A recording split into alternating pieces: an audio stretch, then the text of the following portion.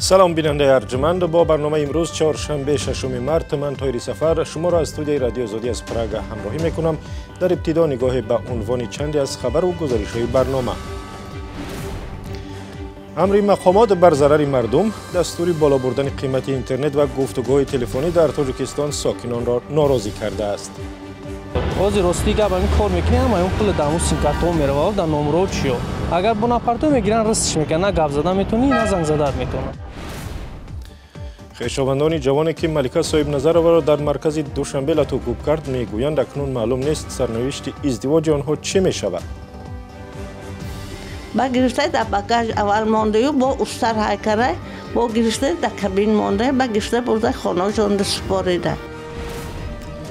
35 سال عمرش را با خطکشانی سپری کرده است و نمیخواهد از این کار دست کشد. مردم را مژده‌رسان مینامند و کارش را همیشه تعریف میکنند. فرزندشون 6 سال 8 سال با یارو ندیدیان و میگه بچه من زنده بوده است. هزار بار شکر که من شما به دست اینو اومده مکتوب آوردیم. تفصیل خبرها. شراف‌الدین گدایف یکی از مخالفان دولت تاجیکستان که از دوشنبه به هلند برگشت میگوید بیانیه‌های مقامات درباره بازگشت اختیاری او به دوشنبه دروغ است چون او را از روسیه ربوده به تاجیکستان بردند.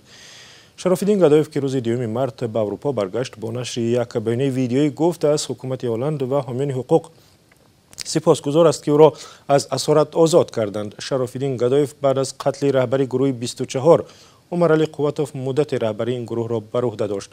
او از قتل عمر علی قواتوف در بیانیه ویدیویش هم خاطر نشان کرد که 4 سال پیش او را در روز 5 مارس سال 2015 در ترکیه کشتند. رادیو آزادی در همین روز با قمرنیسا حفیظ و همسر قواتوف که در کانادا پناهنده صحبت کرد و او گفت شبهه دارد که همه قاتلان شوهرش را پیدا کرده باشند. نفری که پراندگی است میگن آزاد است، شهروند تاجیکستان است. هر نفری که در قضیه دست دارن همه شهروندای تاجیکستان است. 6 نفری که دست داره نام و روی خطاشون هسته. این نام را ما در ترکیه وکیل دارم، در مو سودایی که شدگی های وکیلی ما اشتراک کردگی هسته. عمر علی قواتوف روز 5 مارس در شهر استانبول از ضربه تیر تفنگ به هلاکت رسید. یکی از دوستان او را برای دست داشتن در این قتل در ترکیه به زندان محکوم کردند. و بینندگان عزیز، رقم مخصوص ما در وایبر و واتساپ همانا در خدمت شماست. اگر میخواهید خبر و عکس و نوارتان در برنامه خبری رادیو آزادی نشر شود پس با ما تماس بگیرید. شماره تلفن ما +420 724 056 681. در صورت دریافت مواد ما حتما با شما تماس میگیریم. چندی از ساکنان تاجیکستان میگویند امر خدمات ضد انحصاری برای بالا بردن قیمت استفاده اینترنت و گفتگوهای تلفنی امر درست نیست، زیرا بر ضرر مردم می باشد. بر اساس این امر که روز 4 مارس صادر شد قرار است قیمت اینترنت و گفتگوهای تلفنی از آخر همین ماه بالا برده شود.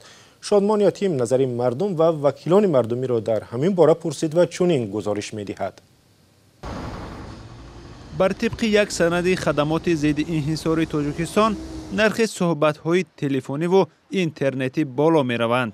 1 گیگابایت اینترنت که حالا 3 سومانی است نه کمتر از 50 سومانی می‌شود. با فهمن آدمای نداشتگی را که همینا میوبن نمیوبن پول چند قبلا قدم و دقیق می‌شود. نرخ 1 دقیقه زنگ وارداتی از خارج به تاجیکستان 94 درم یا معادل 10 سنت آمریکایی و نرخ 1 دقیقه زنگ از تاجیکستان به خارج 1 سومانی مقرر شده است. تا حال نرخ این خدمت رسانی از 20 تا 40 درم بود. Ozi rostiga ba min kor mikne ama اون پول دامو سیم کارتون میره و نمره چیو اگر بوناپارتو میگیرن رستش میکنن نه گپ زدن میتونی نه زنگ زدن میتونن.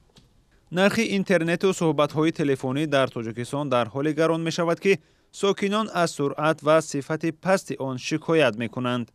یک تشمن ما که 1 سال شد شات مسون گذروندن نمیتونه برای میگذنه پگاه نیست، امروز میگذنه پگاه نیست، برای ما خیلی ارزون ترش کنن. شرایط نداریم، فرزند داریم و بچه‌ام برای روسیه گپ میزنه، به شوهرام گپ میزنه، همین شرایطی گپ زدن نیست. چی تکلیف است؟ برخی از وکیلان پارلمان تاجیکستان هم قرار خدمات ضد انحصاری تاجیکستان را تنقید کردند. گفتند هنگام نرخ گذاری باید وضع زندگی مردم را به نظر می گرفتند. از آن جمله خدمات ضد استعاره را باید کمیته انرژتیک و کمیونیکاسیونی وزارت مجلس نمایندگان مجلس عالی دعوت نموده سبب‌های زیاد شدن نرخ آن را یا اینکه طلبات امروزی جمهوری تاجیکستان همین را طلب می‌کند باید دیده برآمده. برای امروز مردم جمهوری تاجیکستان بعضاً به کیسه آنها به حیات اجتماعی آن تاثیر منفی رسانده، باعث به وجود آمدن ناراضی گردیدنشان ممکن است که این در شرایط امروزی جمهوری تاجیکستان مشکل‌های زیاد را به وجود آورده نشد. فرمان بلند کردن نرخ اینترنت و صحبت‌های انجوین به غیر از شرکت تاجیک تلکام، اداره وابسته به خدمات علاقه به همه شرکت‌های دیگر مخابراتی ربط دارد. منتقدان میگویند با چنین شیوه نرخگذاری مقامات می‌خواهد صف مشتریان تاجیک تلکام را افزوده از این طریق فایده بیشتر ببیند. میگویند وضعی نچندان خوبی شرکت‌های موبیلی باز هم سنگین‌تر خواهد شد. شادمان یتیم، میرزا نبی خالقزاد، آزادی دوشنبه. بحثی داغ درباره لطوکوب بیرحمانه یک دختر در مرکز دوشنبه هنوز هم فرو ننشسته است و خویشاوندان جوان خورشید عزیزوف میگویند اکنون نمیدانند سرنوشت او چه میشود.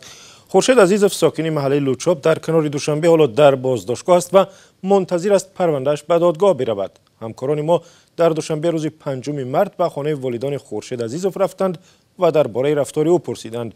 گزارش را همراه می‌بینیم.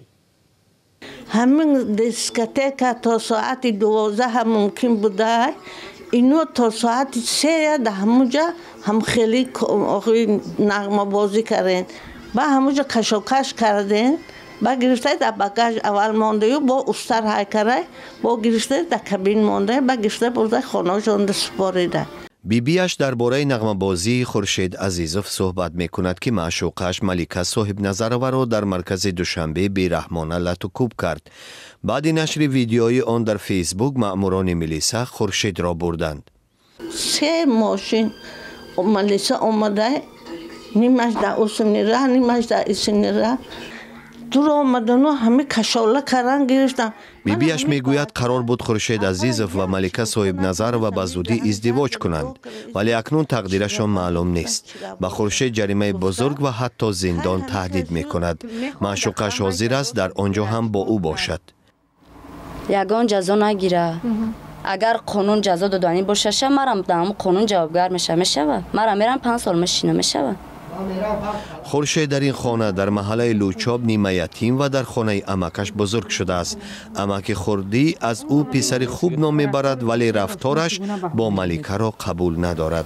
رفتارش البته هم نادرست میگن، درست نیست رفتارش. همسایه ها گفتند که خورشید در گذشته هم ملیکه را در نزد خانهشان لطوکوب کرده است.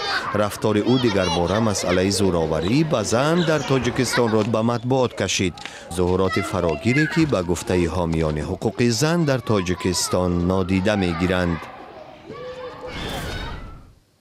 و بیننده ارجمند، در این فرصتی برنامه شما را به تماشای سلسله گفتاری ریگی آمو دعوت میکنیم که در کانال آزادی ویدیو در یوتیوب و هم صفحه رادیو آزادی آزادی.org نشر شده است. این زمان گفتگوها با مؤلف برنامه عباسی جوادی هست که به سوالهای شما درباره برنامه جواب داده است. پس فردا در تاجیکستان روز مادر را تجلیل میکنند، روزی که در زمان شوروی به حیث روز بین المللی زنان تجلیل میشد و حالا هم در دیگر کشورهای جهان چنین جشن گرفته می شود. در این روز بیشتر درباره حقوق زن و مقام بانوان در جامعه صحبت میکنند و در آستانه این روز همکاران ما سروناز روح الله و شعلای عبدالله به سراغ زنی رفتند که 35 سال است خطکشانی میکند. ҳар рӯзи майрам шоҳмамадова бо расонидани номаву барқияҳо ва маҷаллаву рӯзномаҳо ба сокинон шурӯъ мешавад. ӯ барои ин кор 35 соли умри худро бахшидааст. бародарон вақте ки дар армия буданд, аскарида буданд, мактубошонро меовардам. чихел модарам хурсанд мешуд, ба онҳо кулча пулча медод, бироварда сев медодам, мевагиҳо медодам. ман ҳавас мекардам ки худо манам пошталион шавам. гуфта ким ягон малоика омин гирифта буда.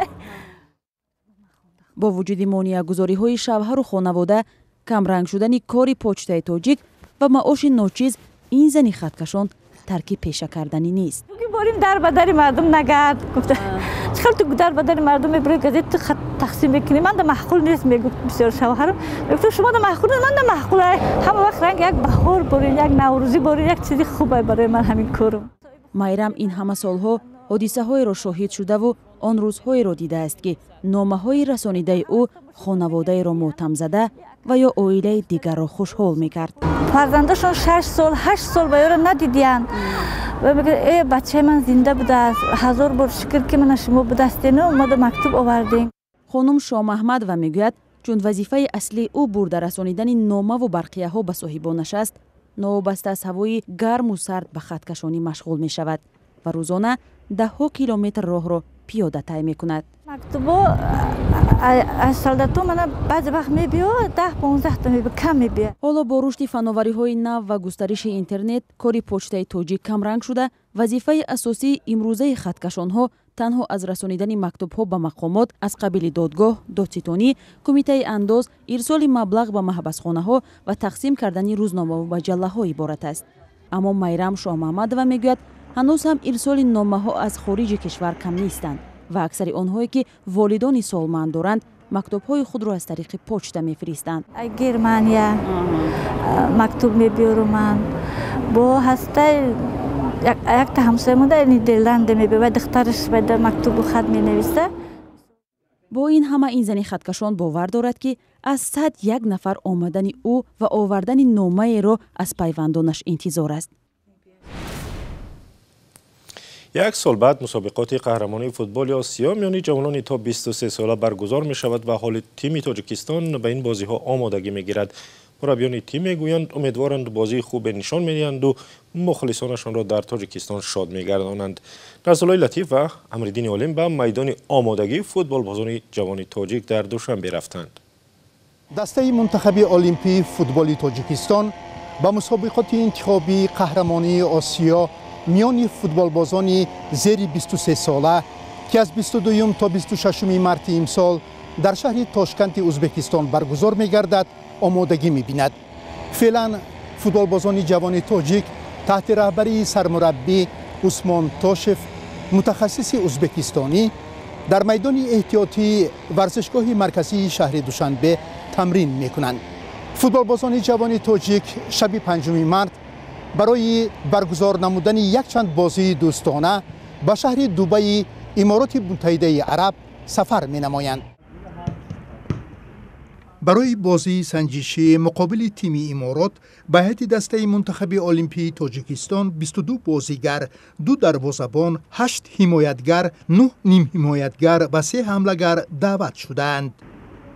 در مرحله انتخابی قهرمانی آسیا منتخب المپی تاجیکستان در گروه خود با دسته‌های المپی هندوستان، پاکستان و ازبکستان رقابت می‌کند. سرمربی دسته میگوید درباره رقیبانشان از پاکستان و هندوستان معلومات کافی ندارند، اما دسته ازبکستان را خوب آموختند. ҳамаи дастаҳое ки дар марҳилаи интихобӣ иштирок мекунанд танҳо бо як мақсад ба марҳилаи ниҳоӣ баромадан вориди майдон мешаванд. бинобар ин мо бо ҳар яки онҳо ҷиддӣ ва эҳтиромона муносибат мекунем. усмон тошеви 53 сола дар шаҳри бухоро таваллуд шудааст.